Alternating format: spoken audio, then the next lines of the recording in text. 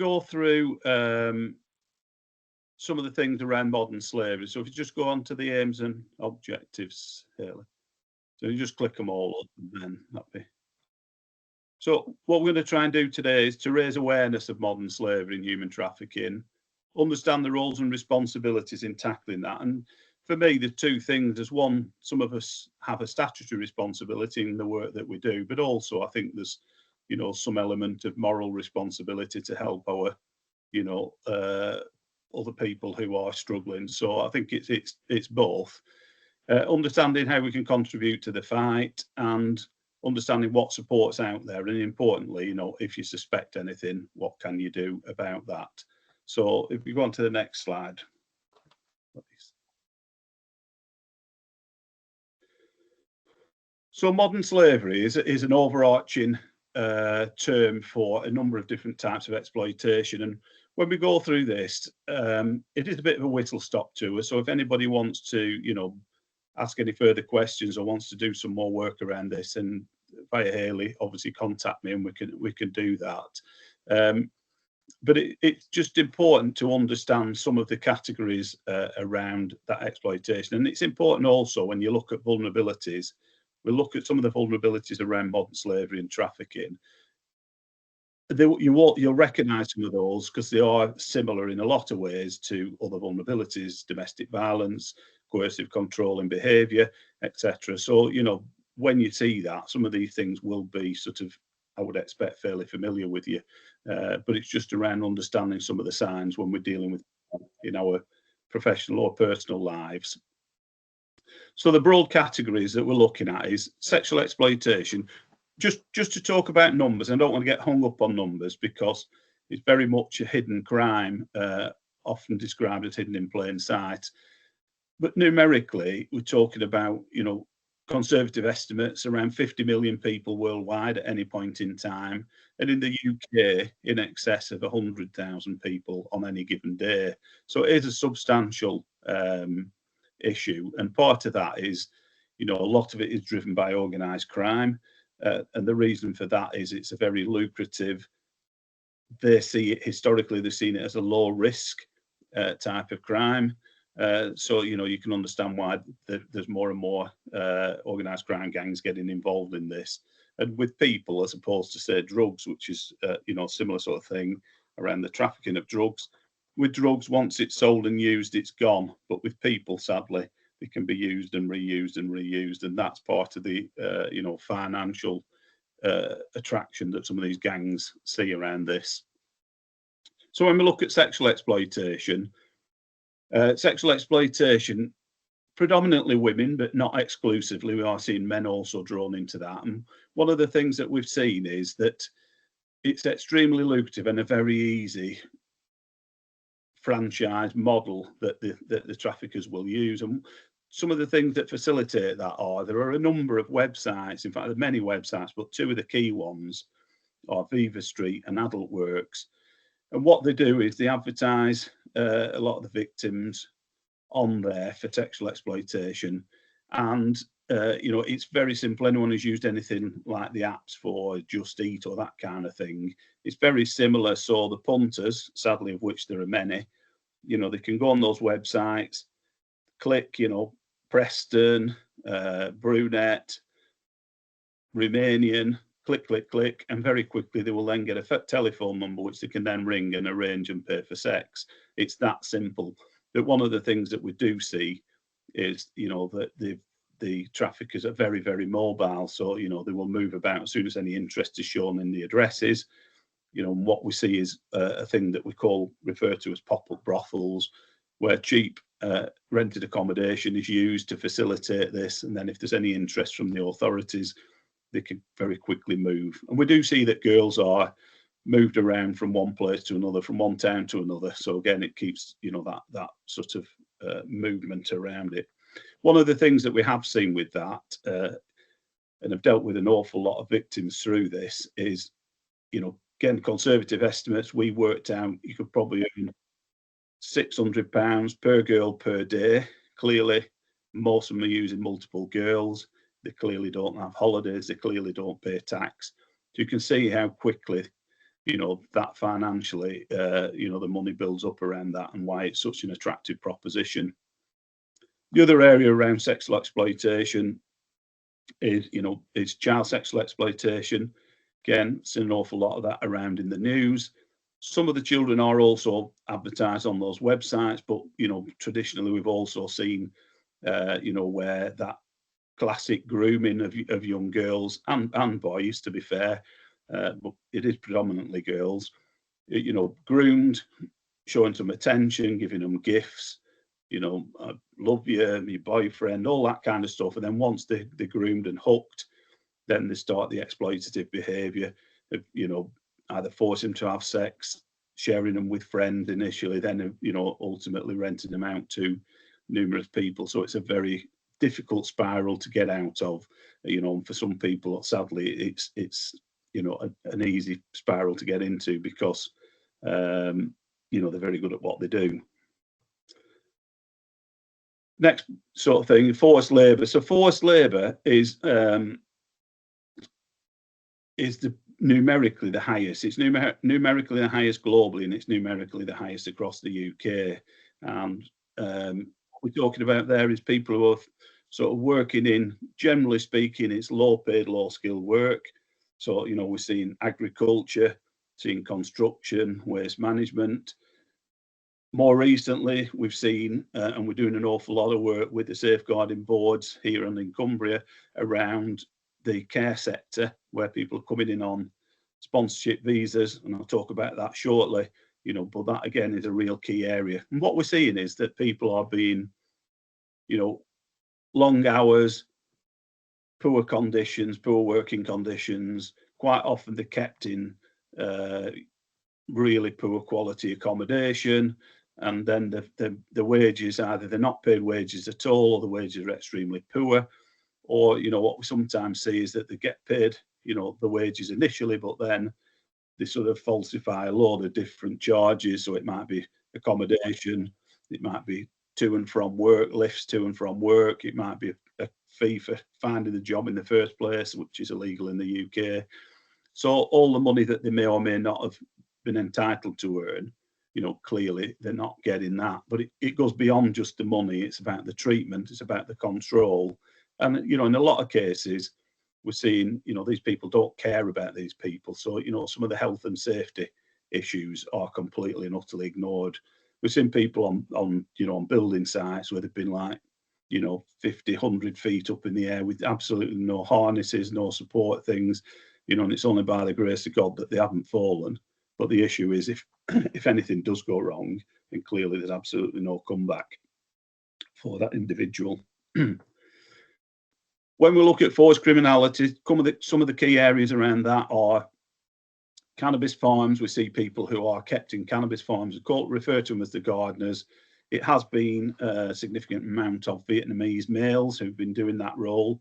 And what they do is they basically eat, sleep, and live in that property. And what we're talking about there is disused mills, disused pubs, even large houses.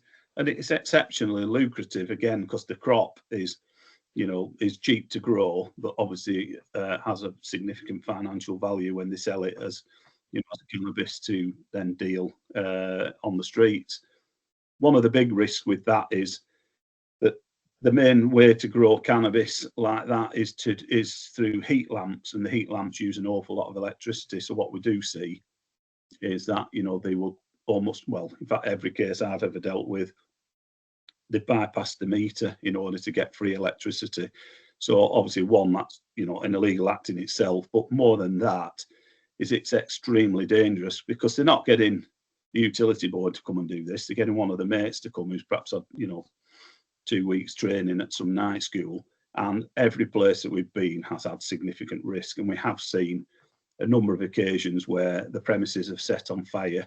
And not too long ago, there were two individuals, two Vietnamese lads, who were burned alive inside a disused mill in the Oldham area. And again, that was just where the electrics have been bypassed, obviously leaving it at risk, and all the risk is with those people. Other areas of criminality, forced criminality, is forced shoplifting. where people are sent out to do that shoplifting. So the victims are taking all the risk. They're told what they need to steal. All the money is then going to the traffickers. And quite often you'll see them sort of, bust out onto some of these retail parks, and they'll be told to go out and steal this, that, and the other. Again, extremely lucrative when it all comes back to the traffickers, and the victims are taking all the risks. And obviously, if they don't do as they're told, then they force, some physical threats and violence to enforce that. Other areas we see around that is forced begging. Again, similarly, people are put out on the town centre. Sometimes tricky, I know when I go in the town centres, you give them money, do you not give them money, do you give them some food? If you've time, maybe have a chat with them. But what we're seeing with this forced criminality is that people, numerous people have been sent out begging, and it can be surprisingly lucrative. There might be a few coins in the hat or the bowl or whatever, but actually they will earn an awful lot of money. And again, all of that will go to the traffickers. And if you multiply that by 6 or 10 people, which is what they tend to do, again, it's a very lucrative business venture for those traffickers. Now, domestic servitude is probably one of the more difficult ones to identify. And what we're talking about there is people who come over or working as a living cook, cleaner, or childcare person. Often they'll never leave that property, so neighbours might not ever see them. So it's extremely difficult to identify them, particularly when people might not even know that they're there. And one of the things that I would say is to professionals, if you've got opportunity to go into people's house, with legitimate access, be it social workers, be it police, be it fire brigade, to be professionally curious. So if you're going in that address, there's somebody, evidence of somebody living there, but there's no reference, you don't see them, or there's like sleeping areas which are very substandard. Quite often you might even see locks on the outside of bedroom doors. It's not right. And if it doesn't feel right, it probably isn't right. And, we need to do something about that. So it's very, very difficult with domestic servitude. We've seen people trapped in that scenario, literally never leaving the address, sometimes for years on end. And again, it's such a difficult one to help identify. Moving down, and I know I'm rattling through this, so I'll say at the end of a chance for questions, or if not, via Haley, you can always contact me separately. Organ harvesting. Organ harvesting, thankfully, numerically is, the smallest, but we are seeing an increase. And what we're talking about there is organs that you've got, 2 of, so it's predominantly eyes, kidneys and ovaries, and what we're seeing there is that people are being, a lot of it is driven by poverty. The offered rate for, say, donating a kidney is around £10,000. In some countries of origin, that is not just life-changing for them, but could be life-changing for the whole family. Thankfully, like I say, we haven't seen too much of it in the UK, but we are starting to see evidence of it. And actually, the first conviction in the UK was of a doctor working in a British hospital. It was a Nigerian heritage. He had actually deceived a young man to come over to the UK, and he was going to have one of his kidneys harvested in a British hospital, and that was then going to be sold on to a rich diplomat. That's the first evidence of prosecution within the UK. So it's something that, while small, it's something that we can't ignore. And some of the big risks around that are for the victims. When they're having that organ harvested in a lot of places, they're not going to mainstream hospitals in the main. It will probably be some, backstreet place where, there's all sorts of risks of infection and poor, because the only bit of that operation that they're interested in is the removal of the organ, because that's where the money is. So again, massive risk with that. Child exploitation, talked about sort of child sexual exploitation, but the other big area, which again, I'm sure you will have seen in the media, is the county line stuff, predominantly, but not exclusively again, but predominantly boys who are groomed into that. And what that's about is, people who are holding, moving, or even dealing drugs, sometimes Class A drugs, heroin and crack cocaine in many cases. And again, what that, from the trafficker's point of view, is getting those children to take all the risks. They know that if the child gets locked up by the police or identified, that the risk to them will be significantly less. But because obviously they sit outside of that risk anyway. So, but one of the things that we do see that's quite commonplace is that, the traffickers will give a child a lump of, perhaps heroin to look after, who will then get his gang to go around and rob that individual, so that then they feel like they're in permanent debt and they have to work off that debt, which they actually will never do. So then we also see, that some of the victims are then carrying weapons to try and protect themselves. And then obviously that's a very, risky downward spiral. It can be really tricky around some of the county line stuff, because you've got, sometimes, 15, 16-year-old boys who can be physically mature, pretty big and strong, potentially carrying weapons, potentially dealing Class A drugs. So they committed some serious offences and they present a serious risk in their own right. But also at the same time, they are victims because they've been groomed into that situation. And the grooming, again, buying them trainers, buying them new phones, taking them around in fancy cars, all that sort of stuff, classic grooming. But once they're hooked, then, it's very difficult. And they are then taking all the risks. Very, very difficult for them then to get out of that. Okay, next slide, please.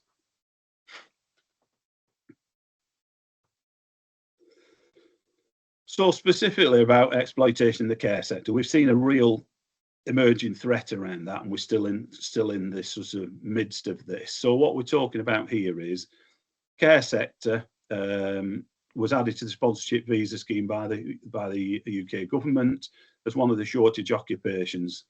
And many of you will know this, a lot of care homes and particularly domiciliary care are constantly advertising and struggle to fill those gaps. But, obviously it's a risk if we don't fill those vacancies when we're talking about looking after some of our most vulnerable people in society. So that's why they've opened it up. How that works is with the sponsorship visas, the individuals are allowed to come into the UK, but they are then sponsored by a specific company to come and do work within that care sector. So it is very restricted in what they can do. As it says on the slide, there's around 165,000 estimated vacancies. So, it is a significant one. And anyone who's worked, with care homes, certainly I've done quite a bit recently, there's very few that don't have constant vacancies. So it is a constant challenge to keep filling those gaps. Across Lancashire, over 600 care homes across Lancashire, plus a similar amount of domiciliary care. I was quite surprised at how many companies there are out there.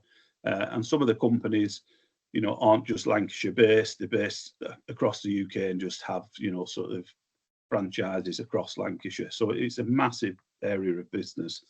And what we're seeing with that exploitation of the workers is the two key areas, and there are many more, I have to say, but the two key areas are seeing is from India, particularly the south of India around Kerala, and also Nigeria. That's the two main areas that we're seeing coming in. When they come in on that visa, the visa, which probably costs about £2,000 to £3,000, that fee should be paid by the employer. But what we're seeing with unscrupulous traffickers and exploiters is that we're seeing the victims are being charged an extortionate fee for that visa, and they're told they have to pay it. And we've seen people paying £25,000, £30,000 for the visa to come to the UK, none of which they should be paying. So then when they arrive in the UK, two things are happening predominantly. One, they've been tricked and there is no job. Or two, they get a job and it's either not got enough hours to make ends meet, they get spuriously sacked, in which case it leaves them completely and utterly isolated and extremely vulnerable, because through no fault of their own, they're then in a strange country, no money, and if they don't find another job within the care sector within 60 days, I think that can be extended under certain circumstances, but within 60 days, they are then subject to a deportation. So from no fault of their own, they are in a really, really difficult predicament. So some of the work we've been doing around that, we've pulled together a multi-agency meeting with CQC, Home Office visa team, obviously the police, local authorities commissioning, and then NHS, to look at, what can we do, where are the gaps, how do we share that information?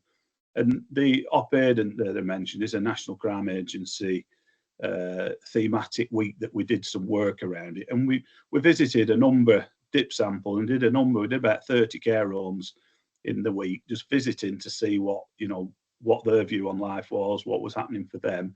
And every single one that we visited were aware of people who were arriving in the UK and then being sacked or not having enough hours, and therefore were looking for work and were basically destitute. The case study, was a woman who came from southern India. Classic case. Her father had just retired. He had a big chunk of retirement money. He spent £25,000 on a visa that he shouldn't have paid anything for in order for his daughter to get a better life in the UK. So she arrived having paid all that money. Part of the deal from the sponsorship from the Home Office is that they should be offering 40-hour week work for that individual. She arrived in the UK, was given virtually no work. She was working in domiciliary care. They were giving her a couple of hours, but they were that spread out. She had no car, couldn't afford a car. It just wasn't financially viable. And in actual fact, we ended up having to assist her with the food bank in order to make sure that she could survive. And then she finds herself destitute, again, like through no fault of her own. So one of the things that we managed to do was to try and put her in touch with some other companies to see if they could then recruit her. And that's something that worked out well for her. And that's something that we're now trying to roll out as a pathway to assist other people, because there are many. And I've just heard of another case only yesterday of somebody who's in exactly the same position. Okay, next slide, please.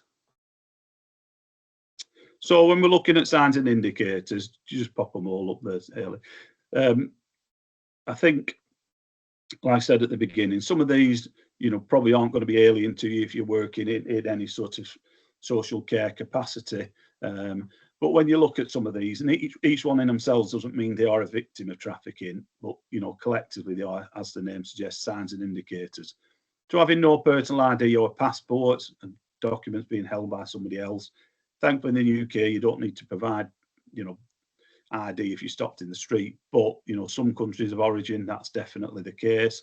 But even if you don't need them to be produced, the fact that somebody's holding them on your behalf is really, really controlling. Again, lack of money or control of finances. We've seen many places, particularly like that forced labour stuff, where the traffickers will actually have the bank cards and will control all of the finances. Another thing where they take on loads of loans in that victim's name and run up a load of bad debt. So, again, it's all about controlling the money. Living and sleeping in a place of work. We've all been in times where we've felt like we've never gone home because we're working that long. But the reality of it is, if you're literally never leaving that, that place of work and you're sleeping there, we've encountered numerous people. We dealt with a case, car wash in Burnley, with the two guys working there, working 12 hours plus each day. They were literally sleeping on what I describe as dog blankets on a concrete floor in the back, and they literally never left that car wash. They were getting less than £5 a day, so again, absolutely unacceptable. Evidence of control or movement, either as an individual or as a group. Obviously, if somebody's there, controlling where they go, who they speak to, that kind of stuff, then, they are indicators. And that limited contact with family, or social contact, again, don't know, I don't know all you lot who are out there, but, I'm sure you've all got family, you've got friends who will support, and if you're having a bad time or you're acting a bit weird, there'll be, what's to do? Can I help? Is there something wrong? Whatever it may be. And you've got that support around you. Well, a legit, a well-used tactic by the traffickers is to get rid of all that support and make you feel totally and utterly isolated, so you have no outlet. Other speaking, and for the person, quite often if people, particularly if they don't speak English, you'll have somebody who'll be like, well, they don't speak English, but I do, so I'll speak on their behalf. really cautious about that. And I know it's a drag using interpreters, but it's important that you do, because quite often they will control the conversation by speaking or purporting to speak on everybody's behalf. Living in or found in degrading conditions speaks for itself. And the multi-occupancy living, I know lots of people live in multi-occupancy, but some of the things where we're seeing is, you know, really, really poor standard accommodation, you know, damp, mouldy, floors just covered with multiple mattresses and not really habitable, but yet they're still being charged sometimes extortionate fees to live there. So again, indicators that something's not right. So next slide, please. You know, with children, again, some specific things around children. Children not in education, obviously, you know, question why not. Children living with non-relevant families or relationship not clear. We have seen a number of people where children have come over to the UK allegedly to live with family members, uncles, aunts, that kind of stuff, but actually they're no relative, and once they're arrived here, taken up by those people, then obviously they can disappear and nobody knows, you know, what's happening to them. But quite often they will then be sold or used into some kind of trafficking. The branding and ownership, dealt with a few, particularly women, who have been branded or tattooed to show that they belong to a certain group. Dealt with a girl who had been trapped in sexual exploitation for many, many years, trafficked all the way across Europe, ended up in the UK. She'd been tattooed with a butterfly on her shoulder to show that she belonged to a particular gang, you know, and I just can't imagine how degrading that must be, you know, that horrific. That perception of being in debt to somebody, doesn't matter whether that debt is lawful or real. It's, you know, if the perception is there, and you know, one example of that is what I mentioned with the drugs, stealing the drugs and then saying, right, you've lost them, you now owe me. But all different types of debt can be, you know, enforced upon them. Injuries and the medical stuff, you know, unexplained injuries.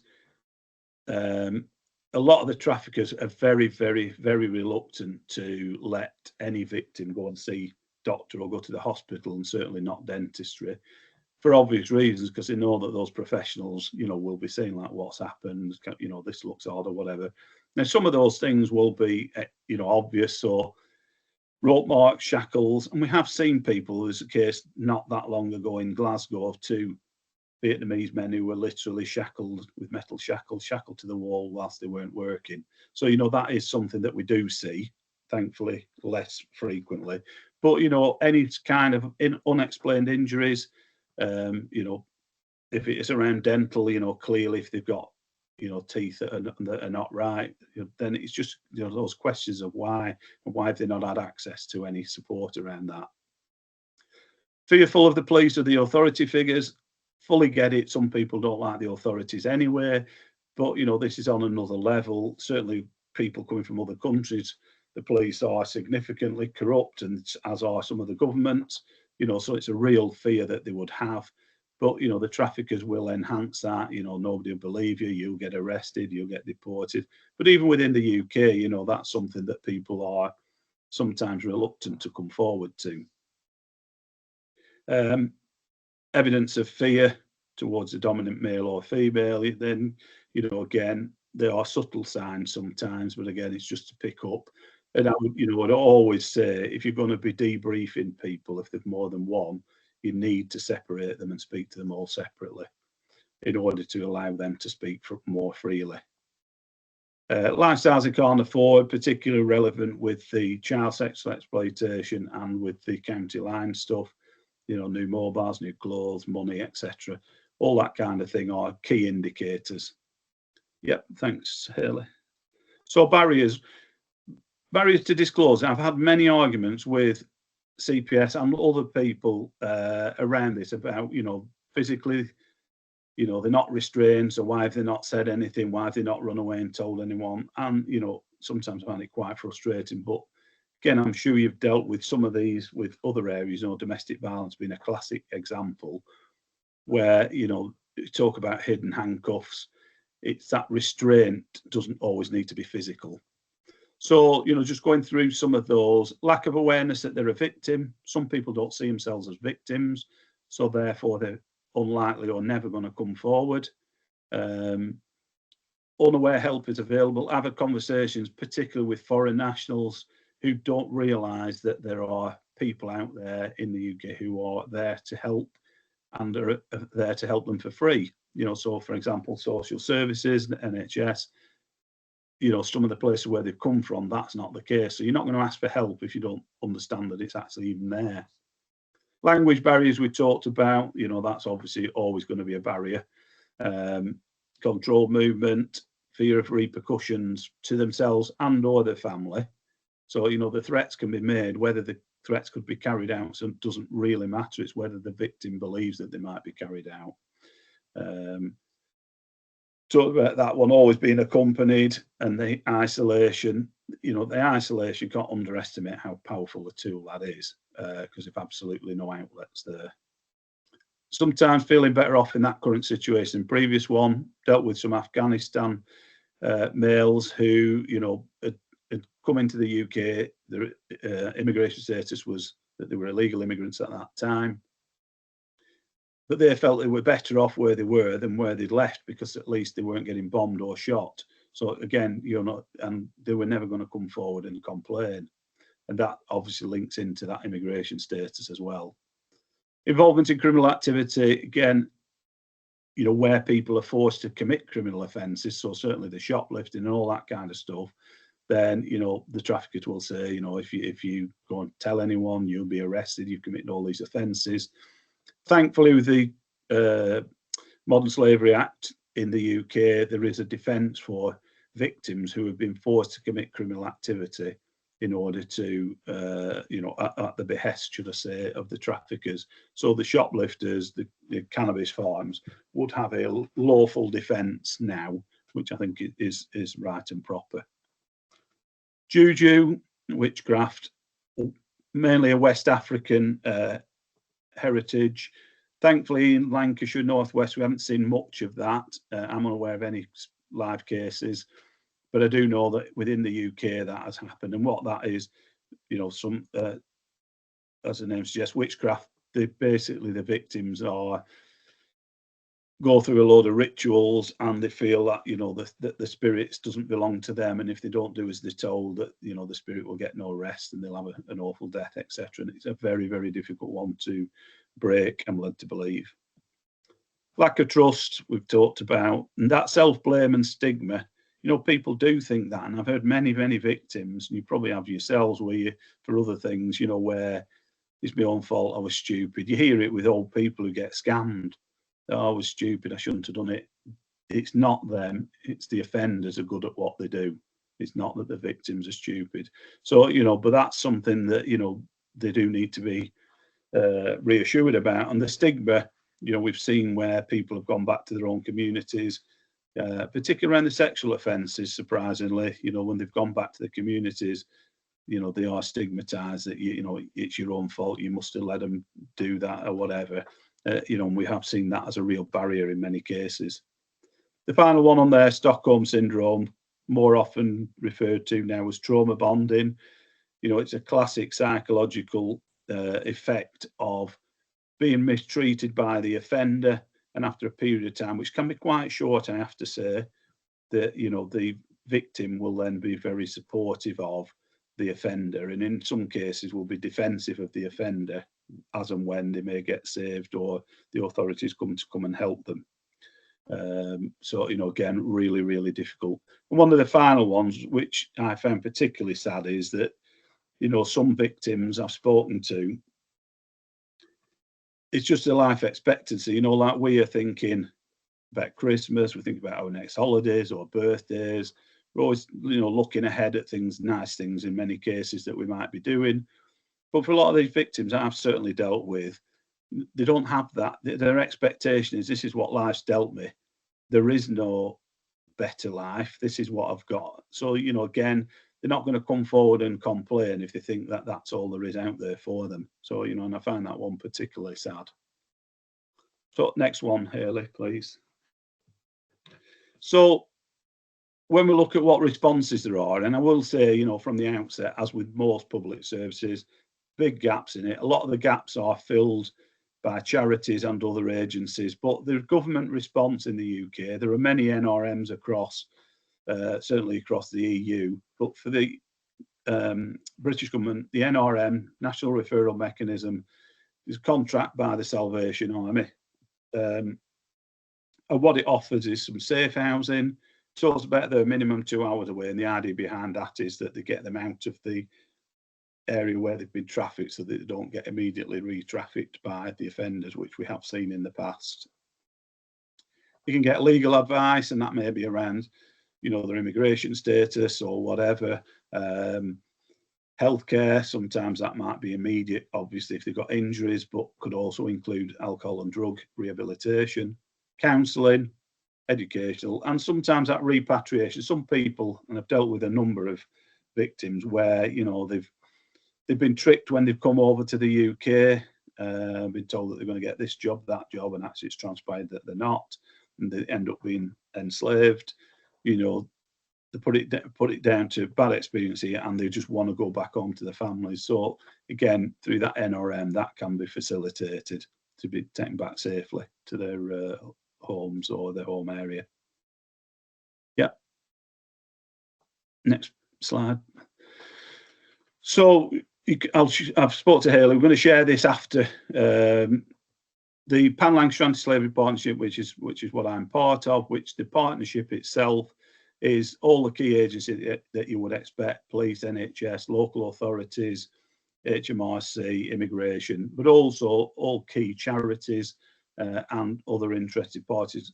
But what we've done with the toolkit is just pull together a short document which gives you an idea of what modern slavery is, spotting some of the signs, and also some, you know, key numbers and contacts that you can contact if you've got any issues or questions, or indeed you think that you may come across a victim.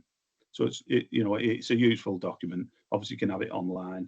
We're just updating it. There's going to be 1 or 2 tweaks, but you know, it's been proved to be quite a useful document. Yeah, next one. So, you know, if you suspect somebody, my plea today is, you know, if you suspect something, don't do nothing. Tell somebody. You know, if you ring that in, I know some people are really worried. I don't want to get them into trouble and I'm not sure. If you ring that in, you know, you're not going to get SAS swinging through your windows tomorrow morning. It might be just that final piece in the jigsaw that helps somebody put something together in order to save somebody. And I know it sometimes sounds cheesy, but imagine if we did something today that saved somebody's life, you know, today or tomorrow. And that is, you know, that not too fine a point on it. That's definitely the case with this kind of offending. So, you know, again, suggestions are, if it's urgent, obviously 999. Other than that, ring 101. We also support the Modern Slavery Helpline, which is a 24/7 helpline, and the staff on there are trained in all issues around modern slavery. And you can either ring them up and ask for advice, you can ring up and report anonymously, you can ring up and report with your details, and they will then share that information with the relevant authorities. So, you know, it's a good way to sort of share that. But importantly, they do give you some advice and support if you need that, and the 24/7, which I think is really important for a lot of frontline, you know, key workers. Excuse me. Yeah, next one. So that last one there, the Anti-Slavery Partnership, we have a pledge. Again, suggests that, you know, if you wish to do that through that QR code, it's just a few simple questions, and what we're asking people to do is sign up to the pledge, so we get that groundswell of people who are sort of committed to helping with that fight against modern slavery. And through that, we would then, you know, if you do join that pledge, we would then send out some more information and support. But it's just that general groundswell of people who are coming together to show that it's unacceptable. So, you know, it's something I would ask you to consider, either as a group, you can do it as an individual, just to sort of, well, spread the word, basically. Yeah, good. Next one. So I've rattled through quite a big topic area, I have to say, and appreciate, you know, that there was a lot in there. But again, any questions immediately, I'm happy to answer. But if there's anything going forward, like I say, you can either contact me directly via Haley. I'm happy, for my details to be shared. It is a tricky area, but it does overlap with a lot of other areas that we deal with. So, I mean, it's and what I would say is it is happening here in Lancashire. I live in Clitheroe. We're not, nowhere's exempt to it. So, it's something that, we do need to be mindful of and alive to. So thanks very much for your time. Thanks for signing in today.